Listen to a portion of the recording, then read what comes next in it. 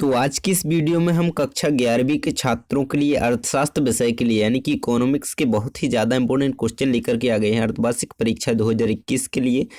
तो जिसमें हम देखेंगे टॉप 50 ऑब्जेक्टिव क्वेश्चन, जो कि आपके पेपर में इनमें से कई सारे क्वेश्चन जरूर पूछे जाएंगे क्योंकि ये बहुत ही ज़्यादा इंपॉर्टेंट हैं और सभी अध्यायों से हैं।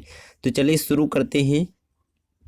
एक एक करके आप सभी अटेंड करेंगे और यदि आपने पिछला वीडियो नहीं देखा है जिसमें सभी के आंसर साथ में बताए हैं, इसमें भी आंसर बताएंगे और वो पिछला वीडियो भी आप देख लीजिए, या तो आपको नीचे डिस्क्रिप्शन में लिंक मिल जाएगी या फिर आप कक्षा 11वीं की जो प्लेलिस्ट है अर्धवार्षिक परीक्षा की उससे जाकर के चेक कर सकते हैं, उसमें मिल जाएगी आपको वीडियो। चलिए शुरू करते हैं। किसी विकासशील देश में वे स्वनियोजित लोग जो लघु श्रम प्रधान कार्य में लगे हैं निम्नलिखित में से किस क्षेत्र या सेक्टर से संबंधित हैं? तो इसका सही आंसर हो जाएगा प्राथमिक क्षेत्र, ऑप्शन नंबर 20 का सही आंसर हो जाएगा। तो आपको सभी एक एक करके याद करते जाने हैं, सभी इंपोर्टेंट हैं क्योंकि कोई भी आपकी परीक्षा में पूछा जा सकता है। अगला है भारत के विदेशी व्यापार में मदों की सारणीबद्ध सूची से क्या तात्पर्य है? तो यहाँ पे इसका आंसर नीचे दिया गया है, केवल राजकीय स्वामित्व वाले उपक्रमों द्वारा आयात की जाने वाली हैं। तो इस प्रकार से इसका आंसर आप याद रखेंगे। विदेशी वस्तुएं घरेलू विक्रय दाम से कम दाम में बेचने को क्या कहा जाता है? पाटना या डंपिंग। यानी कि विदेशी वस्तुएं घरेलू विक्रय दाम से कम दाम में बेचने की क्रिया को हम पाटना या डंपिंग कहते हैं। खुले बाजार से संचालन क्या संकेत करते हैं? तो मोस्ट इंपोर्टेंट क्वेश्चन है, सभी आपको अच्छे तरीके से याद रखने हैं। भारतीय रिजर्व बैंक द्वारा सरकारी प्रतिभूतियों की खरीद और बिक्री को हम खुले बाजार के संचालन के संकेत करते हैं। तो यही संकेत करते हैं। मिश्रित अर्थव्यवस्था उस आर्थिक प्रणाली का संदर्भ सूचक है जिसमें सरकारी क्षेत्र तथा निजी क्षेत्र दोनों साथ साथ काम करते हैं। तो आपके इतने हो जाते हैं। हम आगे देख लेते हैं। देखिए यहाँ से हम क्वेश्चन नंबर 6 देखें, निम्नलिखित में से किनको संवैधानिक स्थिति प्राप्त है? तो थोड़ा जूम कर लेते हैं साफ।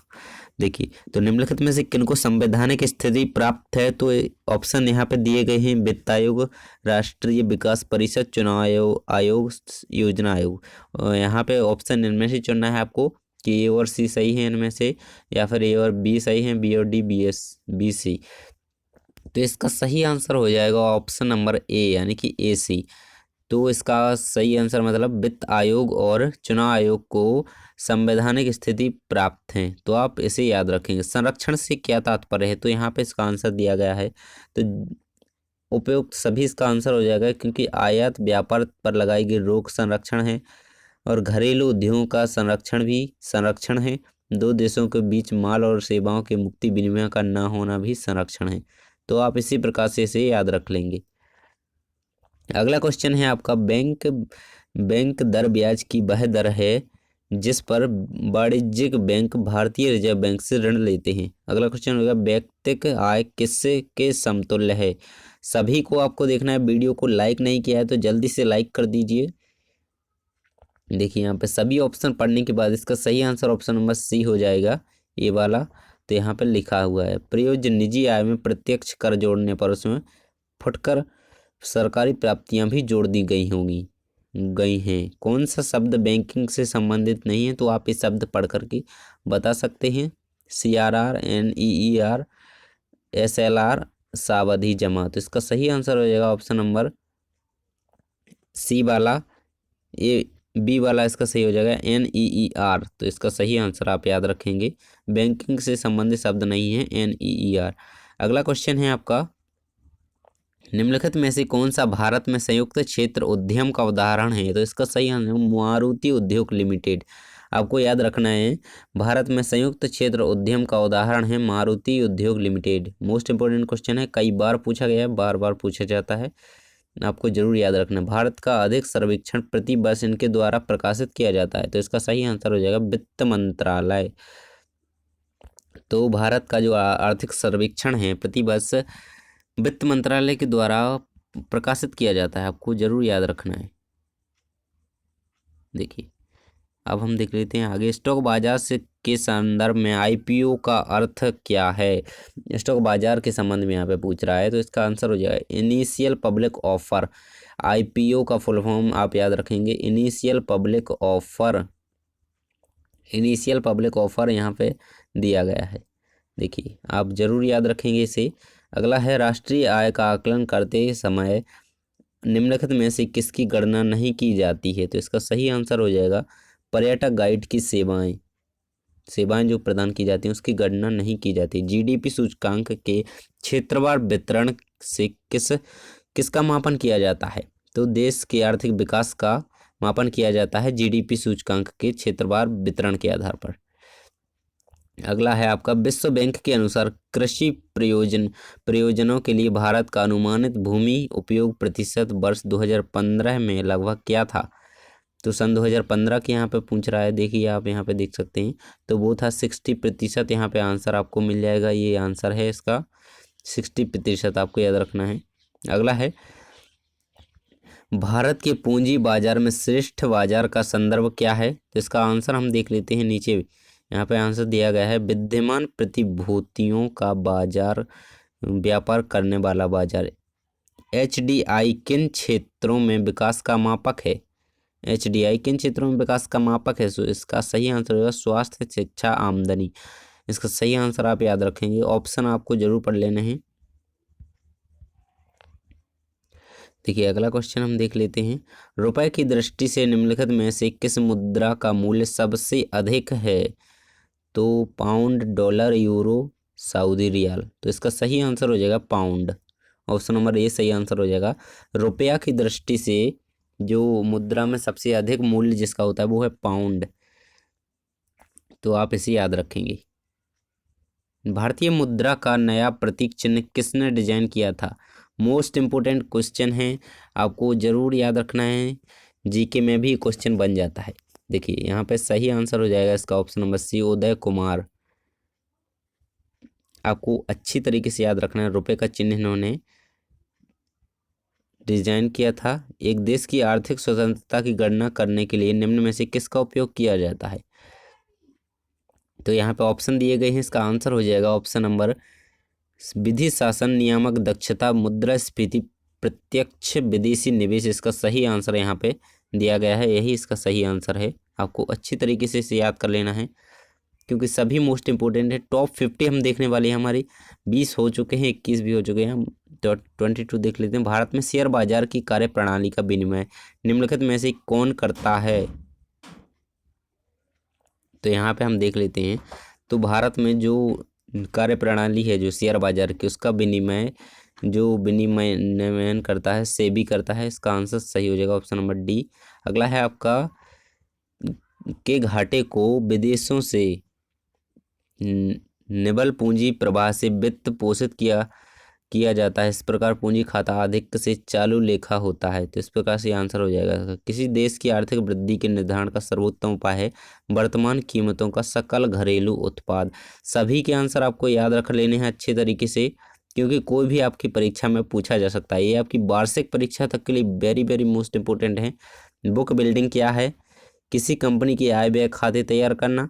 यहाँ पर ऑप्शन है, तो इसका ऑप्शन नंबर सी सही हो जाएगा। विशेषता निविदाओं के माध्यम से प्रतिभूतियों के सार्वजनिक प्रस्ताव यानी कि ऑफर के लिए आवेदन आमंत्रित करना ही बुक बिल्डिंग है। तो इसका सही आंसर यहाँ पे दिया गया है, यानी कि बुक बिल्डिंग की पूरी परिभाषा ही है। तो आप इसे जरूर याद रखेंगे।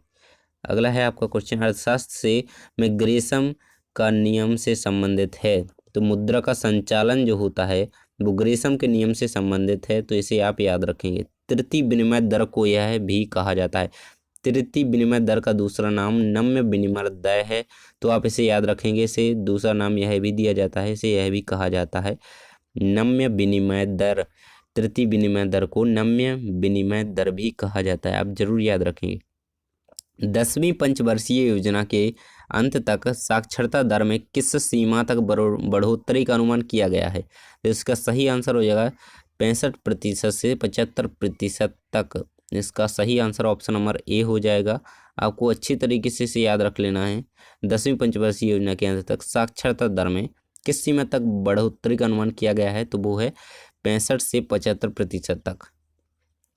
योजना अवकाश किसके बाद घोषित किया गया? जिसका आंसर हो जाएगा ऑप्शन नंबर सी, तृतीय पंचवर्षीय योजना। तो आप इसे लगा लेंगे। अवमूल्यन का प्रमुख लक्ष्य होता है। तो अवमूल्यन का प्रमुख लक्ष्य जो होता है तो निर्यात को बढ़ावा देना होता है। यहाँ पे आंसर दिया गया है। यहाँ पे हम हमारे टॉप 30 जो अर्थशास्त्र के जो थे वो कंप्लीट हो चुके हैं। हम आगे देख लेते हैं 31। किसी देश का आर्थिक विकास, यदि आप अच्छे अंक लाना चाहते हैं तो पूरे जरूर देखें इसे। देखिए, किसी देश का आर्थिक विकास दर किस पर निर्भर करती है, तो वो है उपयुक्त। सभी यहाँ पे आंसर हो जाएंगे, सभी आंसर इसके हो जाएंगे। स्वर्ण क्रांति किसकी बढ़त को इंगित करती है, तो तेल बीज का उत्पादन। निम्नलिखित में कौन सा अभिलक्षण भारतीय अर्थव्यवस्था से संबंधित नहीं है, तो भारी उद्योग तथा मजदूरी के माल में संतुलन, ये इसका सही आंसर हो जाएगा। निम्नलिखित में से कौन सा विकल्प सही नहीं है, तो आप ये पढ़ करके सही आंसर देंगे। श्रम उत्पादन का तीसरा कारक यहाँ पे सही आंसर हो जाएगा। वाणिज्य बैंक निम्नलिखित में से किस प्राथमिकता क्षेत्र को ऋण देते हैं, तो सही आंसर हो जाएगा कृषि, लघु उद्योग और कमजोर तबके के लिए। अगला है, निम्नलिखित में से कौन सा भारत में मौद्रिक नीति का घटक नहीं है, तो आंसर हो जाएगा सार्वजनिक ऋण। सही आंसर आप याद करते जाएंगे और अच्छे से इन्हें देखते जाएंगे और कोई भी आपको भूलना नहीं है, क्योंकि आपकी परीक्षा में कोई भी पूछा जा सकता है। यदि आप भूलते हैं तो वीडियो दूसरी बार भी देख सकते हैं ताकि आपको याद हो जाए। मुद्रा बैंक किसकी सहायता के लिए शुरू की गई है, तो लघु कारोबार के लिए मुद्रा बैंक शुरू की गई। खुले बाजार प्रचालन क्या होते हैं, तो सरकार द्वारा श्रेष्ठ प्रतिभूतियों का बेचा जाना। आप सभी की याद करते जाएंगे यहाँ पे एक एक करके। मोस्ट इंपोर्टेंट है, सभी राष्ट्रीय आय निकालने के लिए NNP में से निम्नलिखित में से किसे घटाया जाता है, तो अप्रत्यक्ष कर को। निम्नलिखित में से क्या भारत की विदेशी मुद्रा प्रारक्षित पूंजी का अंग नहीं है। सभी वीडियो को लाइक करें और शेयर करें। इसका सही आंसर हो जाएगा बैंकों और कॉरपोरेट संस्थाओं द्वारा धारित विदेशी मुद्रा प्रतिभूतियां। FDI का असंक्षिप्त रूप क्या है, तो प्रत्यक्ष विदेशी निवेश जो है FDI का असंक्षिप्त रूप है। अगला हो जाएगा आपका सार्वजनिक क्षेत्र का निम्नलिखित में से कौन सा उद्यम नवरत्न है, इसका सही आंसर होगा ऑयल इंडिया लिमिटेड। जरूर याद रखना है, आपको पूछा जा सकता है।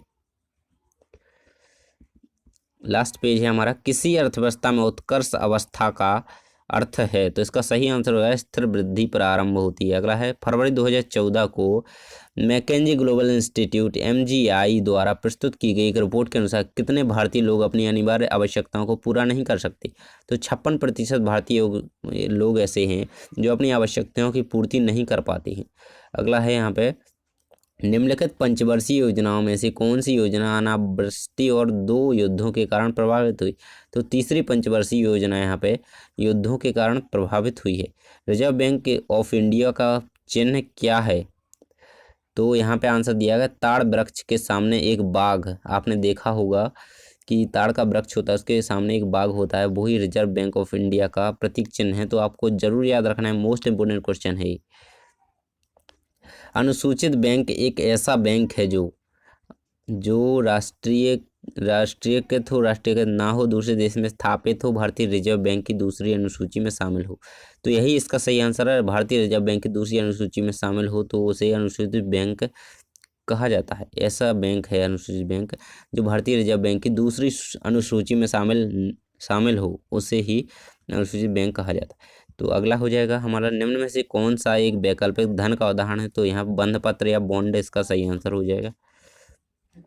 किस भारतीय कंपनी को नासडाक में सूचीबद्ध किया गया है, तो यहाँ पे इसका सही आंसर होगा इन्फोसिस। लास्ट क्वेश्चन है हमारा, भिन्नात्मक ब्याज प्रणाली का उद्देश्य निम्न में से किन्हें रियायती कर्ज प्रदान करना है, तो इसका सही आंसर होगा समाज के कमजोर वर्ग को। तो सभी टॉप 50 आपको जरूर याद कर लेना है, क्योंकि आपकी परीक्षा में इनमें से कोई भी पूछा जा सकता है, तो आपको सभी याद कर लेने हैं। तो यदि अभी चैनल को सब्सक्राइब नहीं किया है तो सब्सक्राइब करके बेल आइकन को ऑन कर दीजिए। थैंक्स फॉर वाचिंग, मिलते हैं अगले वीडियो में। और पिछले वीडियो को आपने नहीं देखा है तो उसे भी जा करके देख लीजिए।